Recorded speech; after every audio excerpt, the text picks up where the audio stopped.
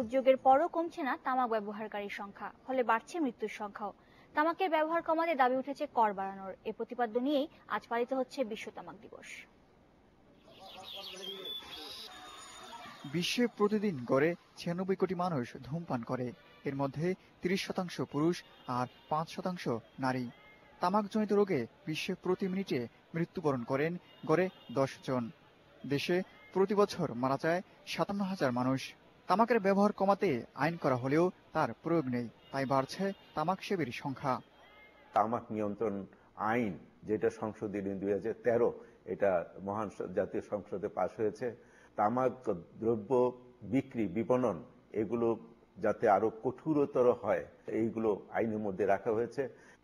তামাক দ্রব্যের উপর কর আরো বাড়ানো হলে এর ব্যবহার অনেকাংশ কমবে বলে মনে করেন চিকিৎসকরা।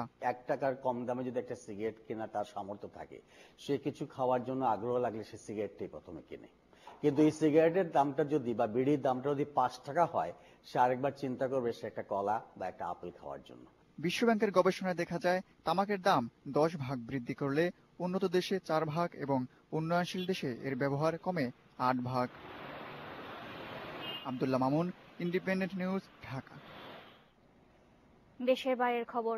থাইল্যান্ডে আগামী